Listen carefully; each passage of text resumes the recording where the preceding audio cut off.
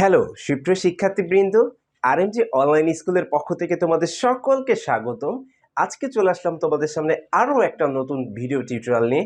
আর আজকের টিউটোরিয়ালের মাধ্যমে তোমরা জানতে পারবে কিভাবে পাস্ট ইনডিফিনিট টেন্সকে অ্যাক্টিভ থেকে প্যাসিভ ভয়েস করতে হয়। ঠিক আছে, বিগত লেকচারগুলোতে কিন্তু তোমরা প্রেজেন্ট টেন্স এবং অর্থাৎ প্রেজেন্ট টেন্সের সবগুলো টেন্সকে অর্থাৎ present indefinite tense, present continuous tense, present perfect tense এবং প্রেজেন্ট পারফেক্ট কন্টিনিউয়াস টেন্সকে অ্যাক্টিভ থেকে প্যাসিভ করার নিয়মগুলো তোমরা শিখে নিয়েছো।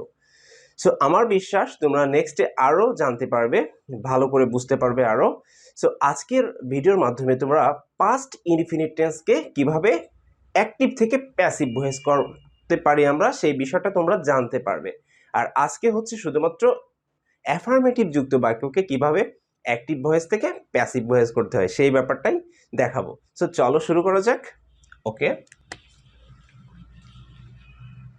সো আজকের টপিক হচ্ছে পাস্ট ইনডিফাইনাইট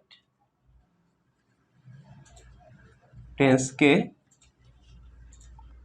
প্যাসিভ ভয়েস করার নিয়ম। প্যাসিভ ভয়েস করার নিয়ম। সো আসো তাহলে দেখে নিই এই রুলসটা কিভাবে করতে হয়। ওকে, সো দেখতে পারতেছো যে পাস্ট ইনডিফিনিট টেন্সকে কি করবো আমরা, প্যাসিভ করবো, অর্থাৎ অ্যাক্টিভ থেকে প্যাসিভ করব। সেই ক্ষেত্রে কি করতে হবে? সো আসো তাহলে আমরা একটু ওভারভিউটা নিয়ে নিই। আমরা যখন পাস্ট ইনডিফিনিট টেন্স করেছিলাম, পাস্ট ইনডিফিনিট টেন্সে কি ছিল? সাবজেক্ট প্লাস, হ্যাঁ একটু লিখে দিচ্ছি পাস্ট ইনডিফিনিট টেন্সের। হ্যাঁ, আমরা যখন অ্যাক্টিভ করেছিলাম, ওকে একটু দেখে নিই। যেমন দিচ্ছি হচ্ছে আই ডিড দ্য ওয়ার্ক, তাই না? সো পাস্ট ইনডিফিনিট টেন্সে কিন্তু আমরা শুধুমাত্র কি করতাম? পাস্ট ফর্মটা ইউজ করতাম, রাইট? এই যে দেখো তো এখানে কি হতো আমাদের, এখানে অনলি পাস্ট ফর্ম ইউজ হতো, তাই না? ওকে, সো এই ক্ষেত্রে হচ্ছে আমরা কি করব এখন দেখো, আমরা হচ্ছে অবজেক্টটাকে আগে বের করব। আমরা হচ্ছে যেহেতু এটা হচ্ছে অবজেক্ট, তাই না? এটা হচ্ছে কি সাবজেক্ট, আর এটা কি, এটা হচ্ছে ভার্ব, তাই না? ওকে, দেখে নাও।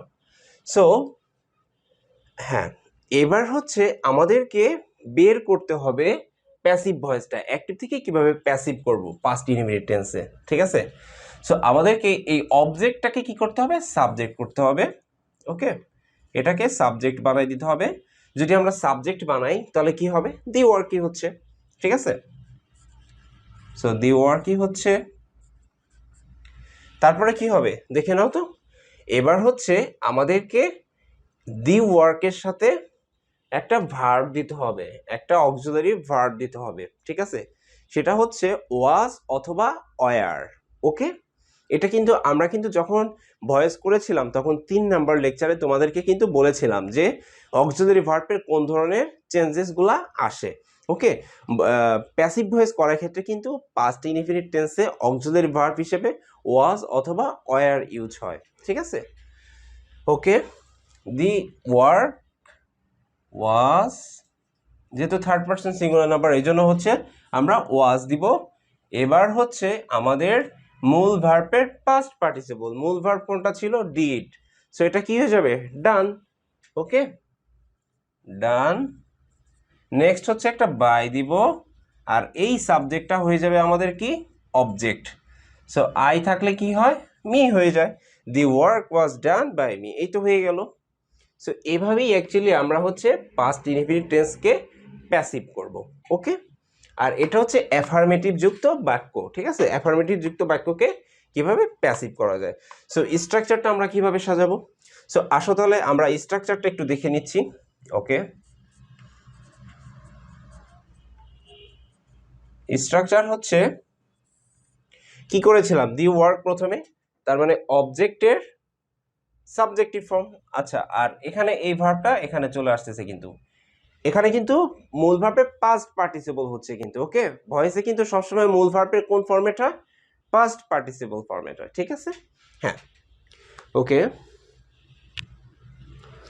এবার তাহলে দেখো, আর এটা হচ্ছিল আমাদের অক্সিলারি ভার্ব, তাই না? এটা ছিল আমাদের মেইন ভার্ব, আর এটা হচ্ছিল অক্সিলারি ভার্ব। হ্যাঁ, স্ট্রাকচার তাহলে কি? অবজেক্টের সাবজেক্টিভ ফর্ম, তাই না? ওকে, তাহলে বসাই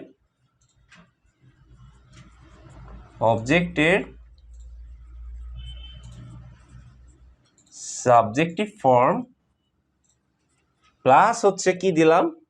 অক্সিলারি ভার্ব। অক্সিলারি ভার্ব হিসেবে কি ইউজ হবে তাহলে আমাদের? ওয়াজ অথবা ওয়ার, তাই না? ওকে, তো তাহলে দাও ওয়াজ অথবা ওয়ার প্লাস হচ্ছে কি আমাদের মূল ভার্বের পাস্ট পার্টিসিপল, তাই না? সো দিয়ে দাও মূল ভার্বের পাস্ট পার্টিসিপল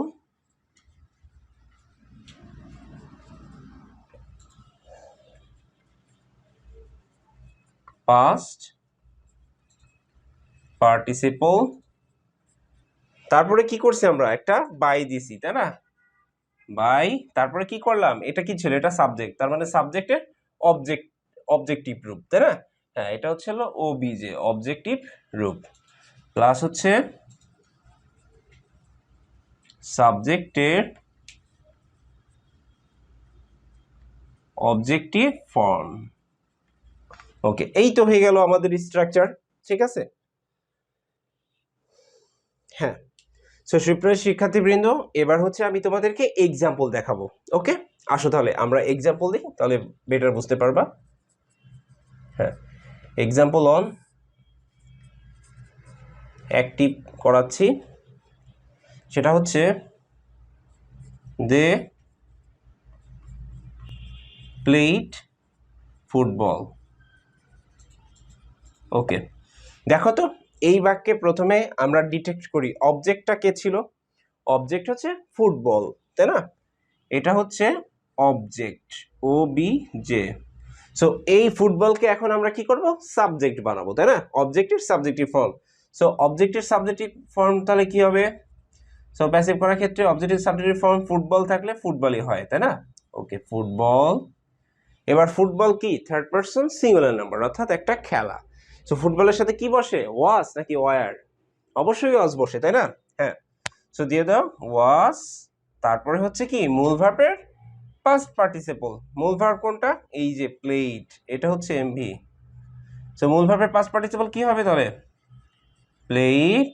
নেক্সট হচ্ছে একটা বাই, তারপর হচ্ছে সাবজেক্টের কি? অবজেক্টিভ ফর্ম, সাবজেক্ট কে?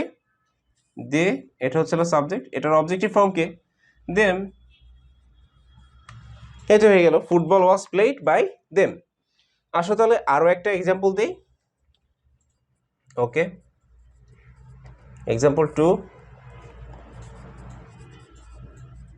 অ্যাক্টিভ করতেছি, দেখে নাও তোমরা। হি হেল্পড মি। হি হেল্পড মি, সে আমাকে সাহায্য করেছিল। সো এটাকে যদি প্যাসিভ করতে চাই তাহলে কি হবে দেখে নাও। সো মিটা হচ্ছে আমাদের কি? অবজেক্ট। মি এর সাবজেক্ট বানাতে হবে। মি এর সাবজেক্ট কি? আই। আয়ের সঙ্গে কি বসে? ওয়াজ নাকি ওয়ার? আয়ের সঙ্গে ওয়াজ বসবে, সো ওয়াজ দিয়ে দাও।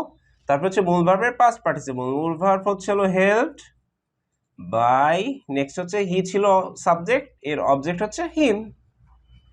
এই তো হয়ে গেল I was helped by him. So সুপ্রিয় শিক্ষার্থীবৃন্দ, তোমরা আজকে পাস্ট ইনফিনিট টেন্সের অ্যাফার্মেটিভ যুক্ত বাক্যকে অ্যাক্টিভ থেকে প্যাসিভ ভয়েস কিভাবে করতে হয় সেই নিয়মটা শিখে ফেলেছো। সো নেক্সট ভিডিওতে আমি হচ্ছে তোমাদেরকে নেগেটিভ যুক্ত বাক্যকে কিভাবে অ্যাক্টিভ থেকে প্যাসিভ করতে হয় সেই বিষয়টা তুলে ধরবো। আজকে এই পর্যন্তই, ধন্যবাদ সবাইকে, আসসালামু আলাইকুম।